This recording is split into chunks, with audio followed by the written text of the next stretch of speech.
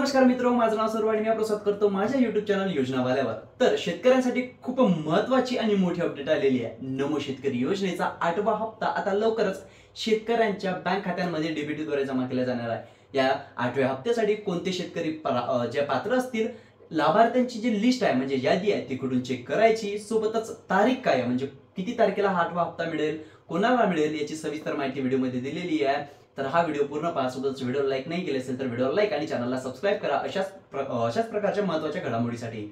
तर तुम्हाला माहित असेल नमो शेतकरी योजनेचे आतापर्यंत 7 हप्ते वाटप झालेले आहे आणि आता 8व्या हप्त्यांचा जे वाट आहे शेतकरी पाहत आहे।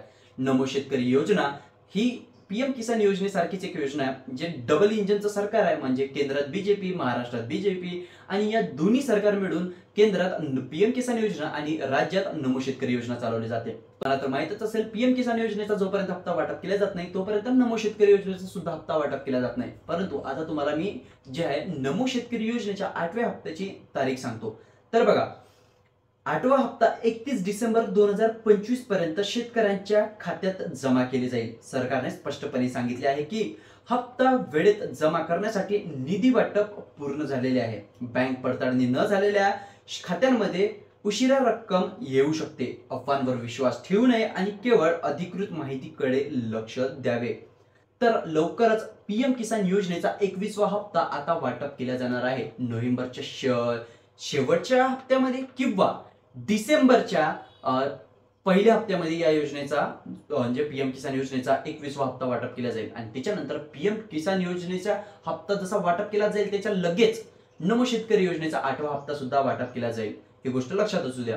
तर सर्व शेतकऱ्यांना टप्प्याटप्प्याद्वारे जो आहे 8वा हप्ता वाटप केला जाईल। तर तुम्हाला इथे जिल्ह्यांची लिस्ट दिसत असेल। पहिल्या टप्प्यात 8वा हप्ता मिळणारे 12 जिल्हे मराठवाड्यामध्ये लातूर, बीड, हिंगोली, परभणी, धाराशिव जे उस्मानाबाद म्हणतो आपण त्याला, त्यानंतर जालना आणि छत्रपती संभाजीनगर हे जिल्हे राहणार आहे। त्यानंतर विदर्भाचा काही भाग जसं यवतमाळ, वाशिम, अमरावती, वर्धा, बुलढाणा, अकोला या जिल्ह्यांमधील सुद्धा शेतकऱ्यांना पहिल्या टप्प्यांमध्ये जे आहे किस्त वाटप केला जाईल आणि उर्वरित जे जिल्हे आहेत त्यांना दुसऱ्या टप्प्यांमध्ये जो आहे नमो शेतकरी योजनेचा 8वा हप्ता दिला जाईल। तर आता बघूया 8व्या हप्त्यासाठी पात्र ठरलेल्या शेतकऱ्यांची यादी ते कशी चेक करायची। कोणतेही ब्राउझर तुमच्या मोबाईल मधलं गुगल क्रोम कोणतेही ओपन करा आणि त्यावर पीएम किसान असं लिहून तुम्हाला सर्च करायचं आहे। जसं तुम्ही पीएम किसान लिहून सर्च करसाल पहिल्या नंबरवर जे वेबसाईट आहे त्याला तुम्हाला ओपन करायची आहे। ओपन केल्यानंतर वेबसाईट तुमच्या समोर काही या प्रकारचं एक पेज येतं। इथं तुम्हाला काहीच करायचं नाही, तर तुम्हाला खाली यायचं आहे आणि इथे आल्यानंतर तुम्हाला काही या प्रकारचं पेज दिसेल। खाली आल्यानंतर तुम्हाला इथे ना मित्र बेनिफिशियरी लिस्ट यावाल्या ऑप्शनवर क्लिक करायचं आहे। बघा या प्रकारचे एक बेनिफिशियरी लिस्ट असेल त्यावर तुम्हाला क्लिक करायचं आहे। जसं तुम्ही त्यावर क्लिक करणार तुमच्या समोर काही या प्रकारचं एक नवीन पेज येऊन जाईल। आता इथे तुम्हाला स्टेट लिहून असेल तिथे तुम्हाला महाराष्ट्र सिलेक्ट करायचं आहे। त्यानंतर तुम्हाला जिल्ह्यामध्ये तुम्ही ज्या जिल्ह्यातील रहिवासी आहे ते तुम्हाला सिलेक्ट करायचं आहे। त्यानंतर सब डिस्ट्रिक्ट म्हणजे तुम्हाला तुमचा तालुका निवडायचा आहे। तालुका निवडल्यानंतर तुम्हाला तुमचं गाव विलेज जिथे लिहून आहे तिथे तुम्हाला तुमचं गाव म्हणजे निवडायचं। आता बघा मी लिस्ट ज्या पद्धतीने चेक करतो याच पद्धतीने तुम्हाला सुद्धा करायची आहे, ठीक आहे। तर जसं तुम्ही तुमचं मित्र हो इथे गाव सिलेक्ट करसाल, बघा मी चेक करून घेतो माझं गाव, एक मिनिट, ओके, टेकडी, टेंभुर्णी, तळेगाव, भारी, हा हे झालं माझं गाव सिलेक्ट। पहिले राज्य सिलेक्ट करा, त्यानंतर जिल्हा, त्यानंतर तालुका, त्यानंतर तुमचं गाव आणि त्यानंतर गेट रिपोर्टवर क्लिक करा।